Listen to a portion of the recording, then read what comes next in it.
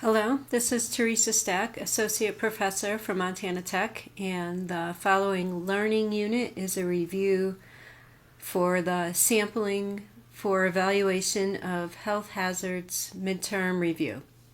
So I'm giving you an example of questions which you may see on the exam. So you plan to sample 8 workers for ammonia, which is a gas. Based on the work process, you have determined that 4 samples per worker will be sufficient. Based on the sampling method below, what is the desired flow rate and time for each sample to be within the method? Show your work for full credit. So we're interested in this area of the method, and we can set it up a number of ways. So the first way we can set it up is by using the equation Q, which is flow, equals volume divided by time. And we have a variable flow rate here between 0.1 and 0.2 liters per minute. But we know that we want to sample 4 workers for an 8-hour shift.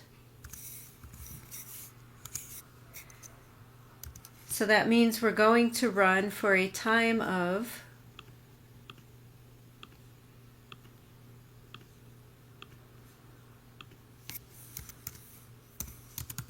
120 minutes. This is our target time. And our minimum sample volume is really low. It's 0.1 liter. So you can see if we chose a flow rate of 1 liter per minute and we ran for a minute, we'd be able to meet our minimum flow rate. So we're probably most concerned with the maximum flow rate there, since it seems to be more sensitive to time. So let's take our formula. Our maximum volume is 96 liters. And our time is 120 minutes.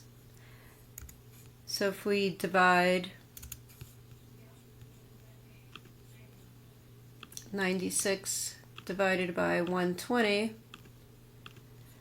this will give us 0.8 liters per minute. Is 0.8 liters per minute within our method? No, it's not. It's actually much too high. So we need to choose a lower flow rate. Let's look at the highest flow rate acceptable. So our maximum flow rate, according to the method, is 0.2 liters per minute. And we still want to sample for 120 minutes. And now we need to figure out how much air we'll pull, and that's what our sample volume is. So we have 120 times 0.2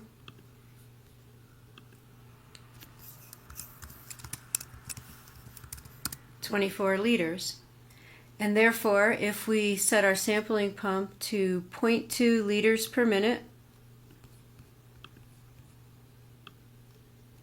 which is within our method, and we sample for 120 minutes, which gives us 4 samples per worker,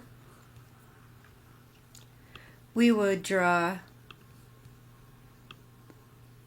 24 liters of air, which is well within our method.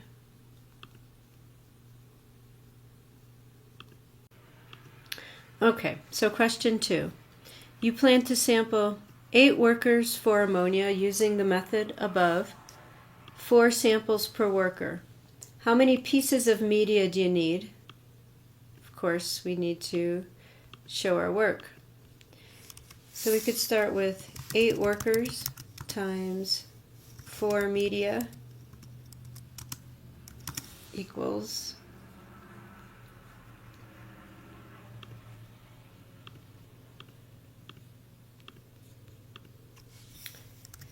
32 media for samples plus 1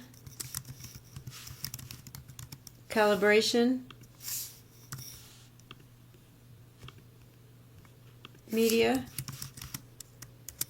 plus, let's see, how many blanks? 2 to 10 field blanks.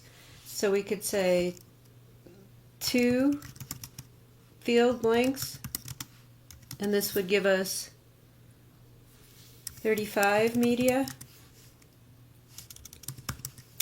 Another way to solve this would be 10% of your samples for the blanks. And since we had 32, that would equal 3 field blanks, or 36 pieces of media.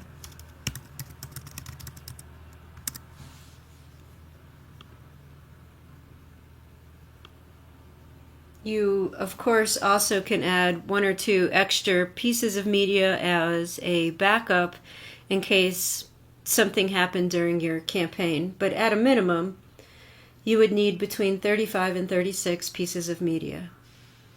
Okay, on to question 3. You sampled for metalworking fluids, and the method is below. Please make sure you recognize that there are 2 different ways you can sample for metalworking fluids, either respirable or thoracic, and this is the or respirable or total, and we're looking at the total particulate matter. And you sample 2 workers 2 times. The data is below. Which flow rate do you use to calculate the sample volume for each pump? So the question is, which flow rate do you use to calculate the sample volume? So we'll start here with our we know that first we have to solve for our percent error, which is pre-calibration minus post-calibration divided by pre-calibration.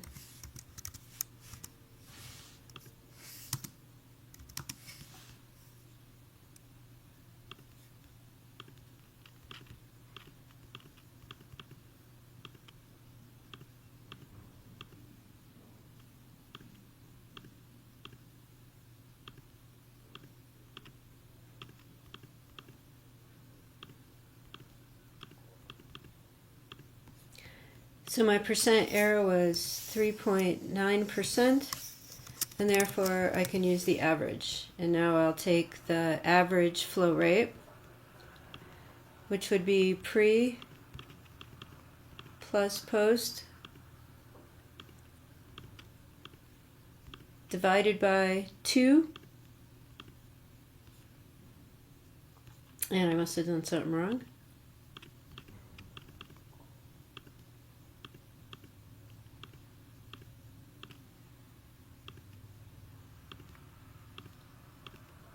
$2.015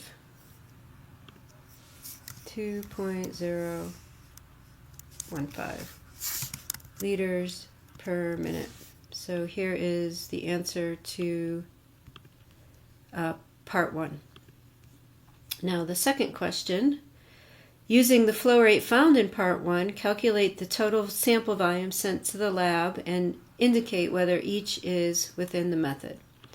Well, so we're going to use, again, our same formula, Q equals V over T, and I have my flow rate now, and I'm going to multiply it by my time. So times 386 minutes would give me a V of 791.68. 791.68.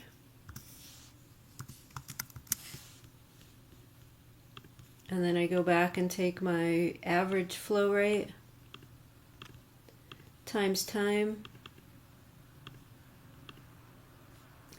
673.01.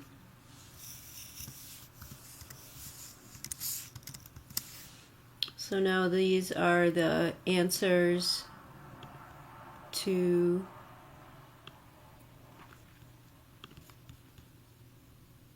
the second part of the question. calculate the total sample volume, and you would of course continue it for the ones that are down here, making sure that you note that there is a different pre and post calibration because you have two different pumps, and indicate whether it was within the method or not. So here our method tells us that we can sample for total metalworking fluids at 2 liters per minute, and we were close to 2 liters per minute, and that we have a minimum sample volume of 768 liters.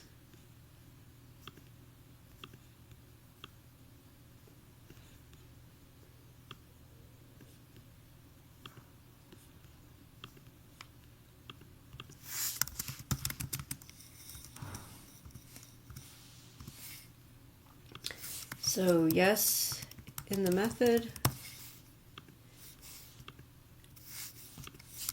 No. And this gives us the answer to part 1 and part 2. So for the next problem, we're going to calculate a time-weighted average. So you can see we had 2 workers, and each worker had 3 samples. So we need to weight the concentration by the time. And so we'll start here at the top. So we know that a time-weighted average is the sum of concentration times time divided by the sum of time. So let's do concentration times time. 9.01 times 200 .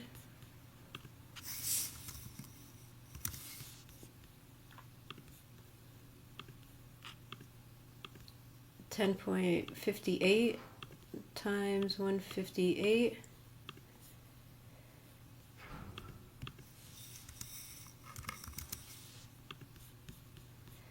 And I am just using, I'm rounding here instead of using all the decimal points. I won't be able to remember the numbers back and forth, and I believe you can still understand the process.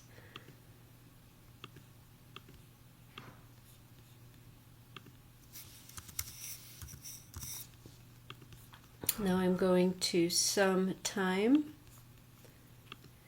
So I have 200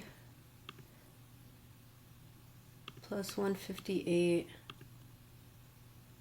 plus 149, 507.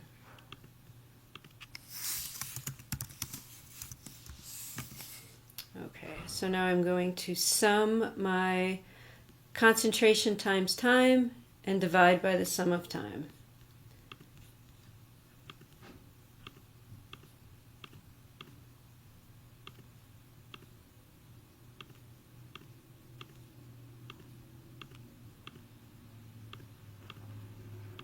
So there's my sum of concentration times time, and now I'll divide by my sum of time. And my time-weighted average is 7.925. 7.925 milligrams per cubic meter.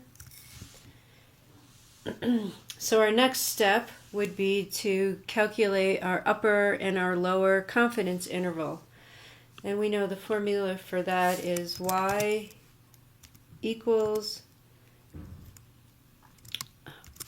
plus or minus the standard analytical error, where y equals the time-weighted average or the concentration divided by the OEL. So here my y is going to equal the time-weighted average divided by the OEL. The OEL is up here.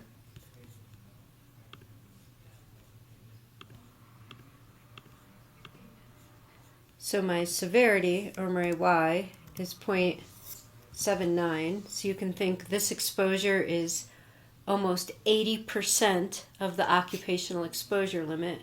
It's pretty far beneath, but let's still run the numbers anyways. So our upper confidence interval is 0.79 plus our standard analytical error. And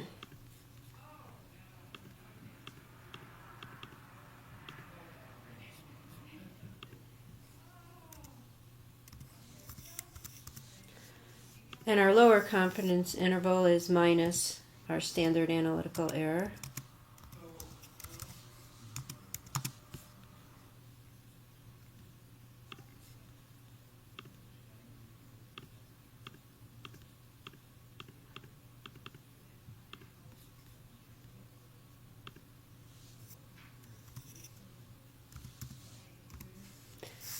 And we can see that because both the upper and the lower are less than 1, we are within compliance.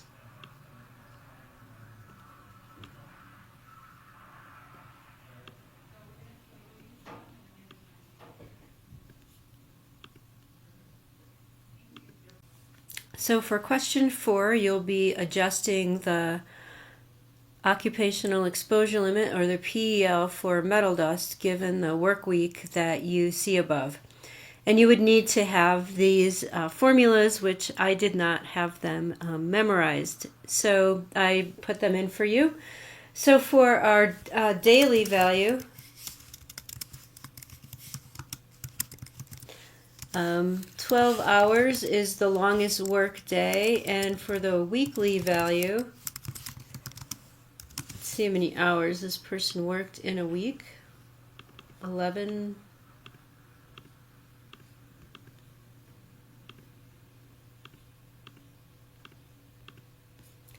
$44. And now we simply plug those values into the equations that you see below. To get full credit in class, you would need to write the equations. So I have 8 divided by 12 is 0.66.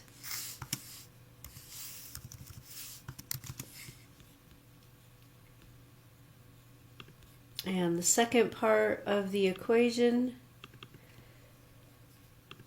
24 minus 12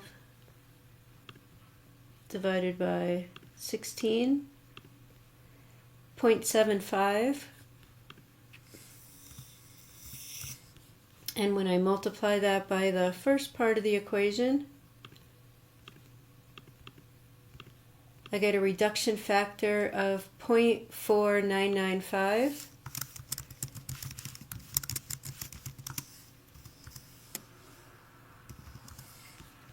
And if I take that value and multiply it by the permissible exposure limit for metal dust, which I would have found in the previous problem, it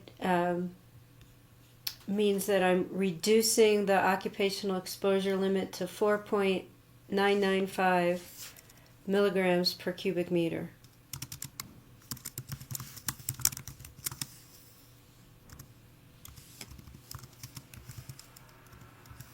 And of course we need to round for significant digits here, but I'm just moving along and showing you how to do the math. And now we need to do it for our weekly value. Make sure we don't end there, or we may make a mistake. So let's take a look at that one, which would be 40 divided by 44 is 0.909 times the second part of the equation.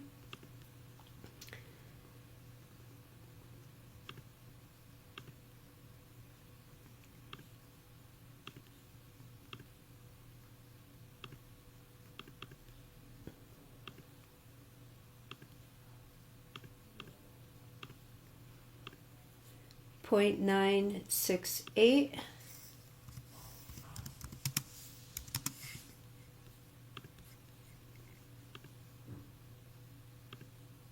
I multiply that by the first part of the equation, gives me a reduction factor of 0.88.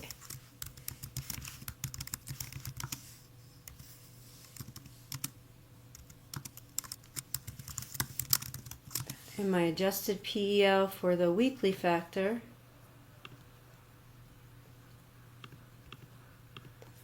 .8.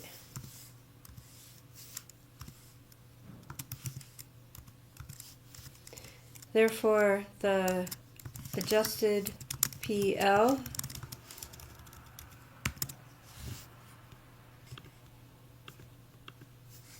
is 4.99 milligrams per cubic meter because it's the smaller of the two. So we're taking the more conservative approach when we're doing our adjustments based on this 12-hour workday.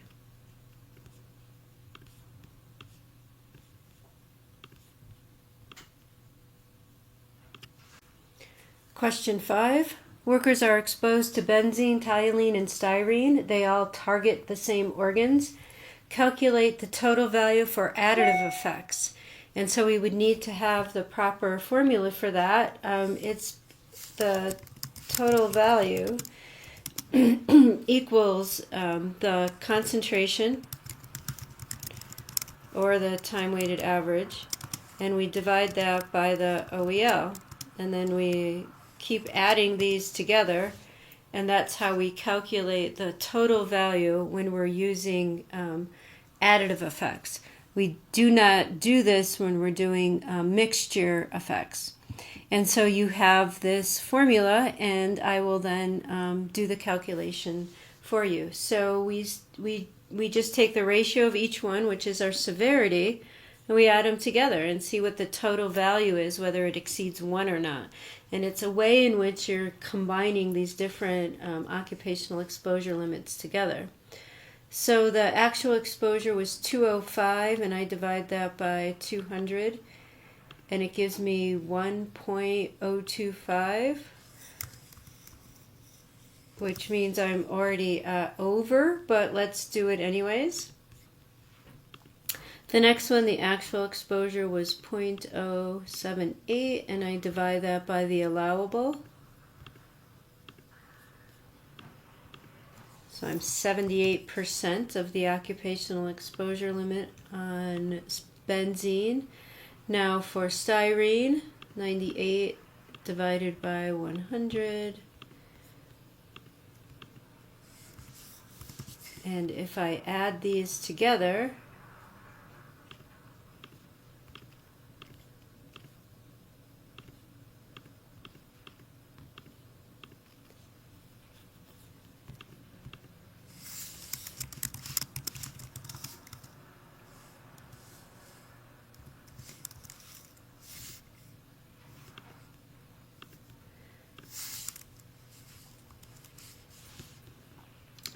if I take this and multiply it by 100, you could see I'm 278% of the combined OEL, and we have an overexposure because the total value is greater than 1.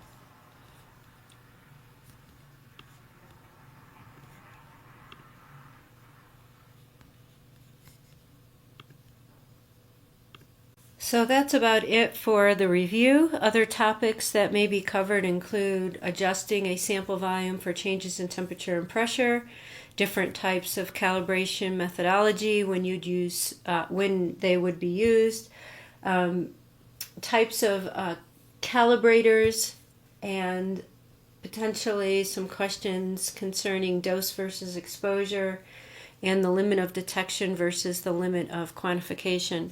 Certainly the other review is important as well as this one. I hope you have a pleasant day.